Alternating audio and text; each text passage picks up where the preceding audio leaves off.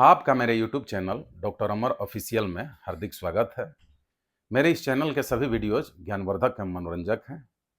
कृपया इसे like, share और सब्सक्राइब करें। आज हम हिंदी पाठ्य पुस्तक में पद्य भाग काव्य खंड से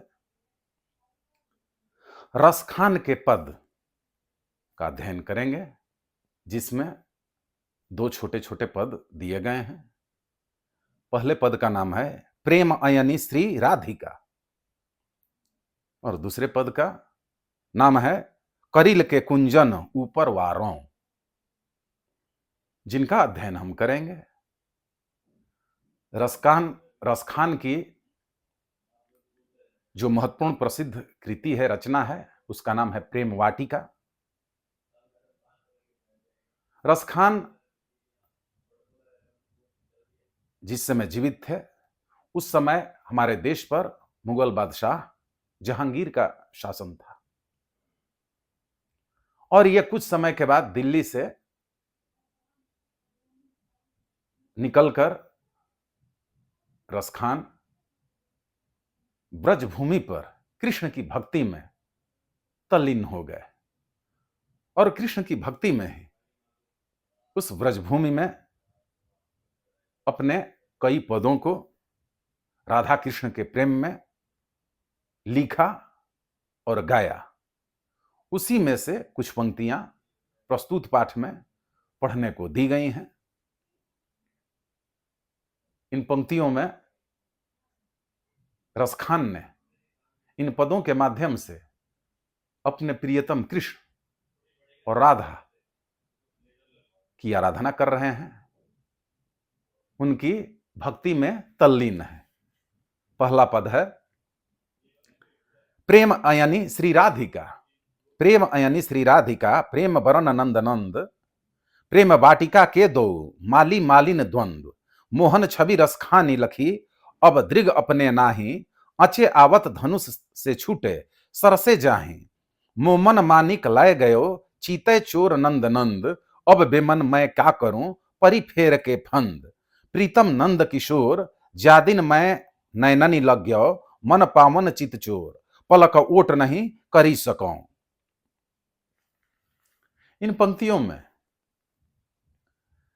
रसखान ने राधा और कृष्ण को माली और मालिन की उपमा से विभूषित किया है कि उस ब्रजभूमि के लगता है कृष्ण माली हैं और राधा मालिन है, जिन्होंने सींच सींच कर फूलों पौधों की क्यारियों को जिस तरीके से माली मालिन सींच कर फुलवारी को शानदार, दमदार, आकर्षक और मनमोहक बना देते हैं, वही राधा और कृष्ण पूरी ब्रजभूमि को इस तरीके से आकर्षक और मनमोहक बनाए हुए हैं कि यहां से हटने को जी नहीं चाहता है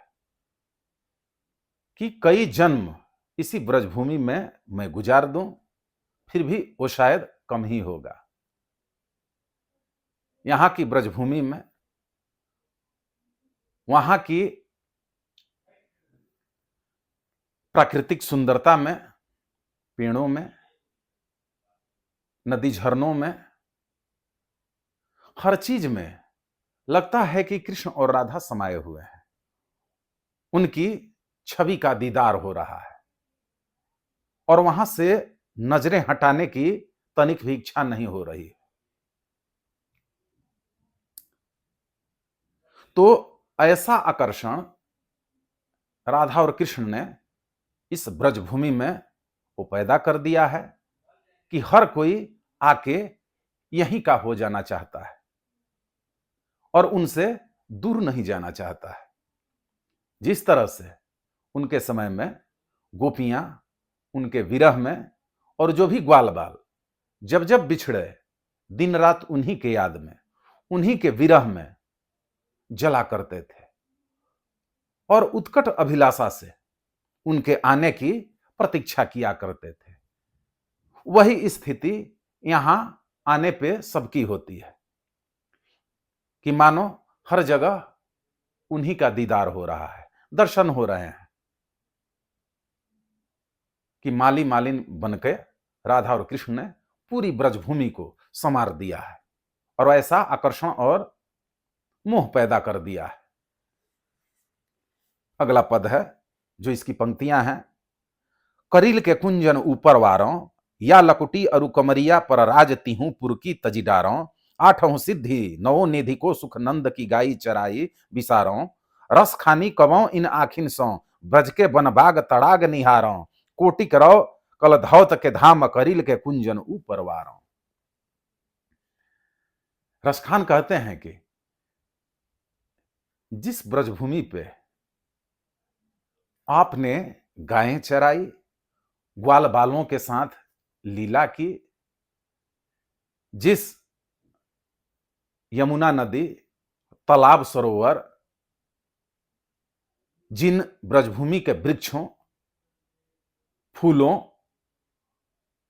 के साथ आपने जो भी क्रीड़ा क्रिया किया, जो भी आपने गतिविधियां की, जो भी आपने रास रचाया, अपनी मुरली धुन सुना के सबको सम्मोहित किया, उसको मैं कहां तक बखान करूं। करोड़ों स्वर्ण महल और दुनिया की बड़ी से बड़ी संपत्ति संपदा भी इसके आगे बेकार है। वो सब त्यागने के लिए मैं तैयार हूं। सिर्फ मैं आपके इस ब्रज भूमि में ही, आपके दर्शन में, आपकी भक्ति में तल्लीन होके अपना पूरा जीवन बिता देना चाहता हूं। कि नंद यशोदा का क्या सौभाग्य था कि उनके यहां आपने रह के जो गायों को इस ब्रजभूमि में लाके चराया, ग्वाल बालों के साथ समय बिताया, गोपियों के साथ जो लीला की, वो सबके लिए आकर्षक है, मनमोहक है और हर कोई इसका दीदार करना चाहता है और कोई इस मनमोहक आकर्षक दर्शन से दूर नहीं होना चाहता है। और मैं सारी जिंदगी यहीं बिता देना चाहता हूं। दुनिया की कोई कीमती से कीमती चीज मुझे लोभ से लुभा नहीं सकती है और इस भक्ति से डिगा नहीं सकती है। तो इस प्रकार रसखान ने कृष्ण भक्ति में, राधा की भक्ति में तल्लीन होकर अपनी रचनाएं रची, इन पंक्तियों को रचा और ब्रजभूमि में निवास करते हुए अपनी कविताओं, भजन, गीतों के माध्यम से कृष्ण और राधा की भक्ति की। आगे इस पाठ में आए शब्द निधि के अंतर्गत कुछ कड़े शब्दों का अर्थ देखते हैं, उस पर चर्चा करते हैं। अयनी, अयनी का मतलब खजाना, गृह। वरण, वरण का मतलब वर्ण, रंग। दृग, दृग का अर्थ होता है आंख, चक्षु। अंचे, अंचे का मतलब खींचे। सर का मतलब है वाण। मानिक, मानिक का अर्थ है माणिक्य, एक प्रकार का रत्न। चीतय मतलब देखकर। लकुटी, छोटी लाठी। कामरिया का अर्थ है कंबल। तिहुपुर यानी कि तीनों लोग। विसारों माने विस्मृत कर दूं, भुला दूं। अगला शब्द है तड़ाग, जिसका अर्थ है तालाब। कोटिक मतलब करोड़ों। कलधौत का अर्थ है इंद्र। वारों का अर्थ है न्यौछावर कर दूं। कुंजन का अर्थ है बगीचा। तो इस प्रकार रसखान के इन पदों को पढ़ के इसके बारे में आपको जानकारी हुई होगी। फिर अगले दिन अगले अध्याय में कुछ और चर्चा करेंगे। बहुत बहुत धन्यवाद।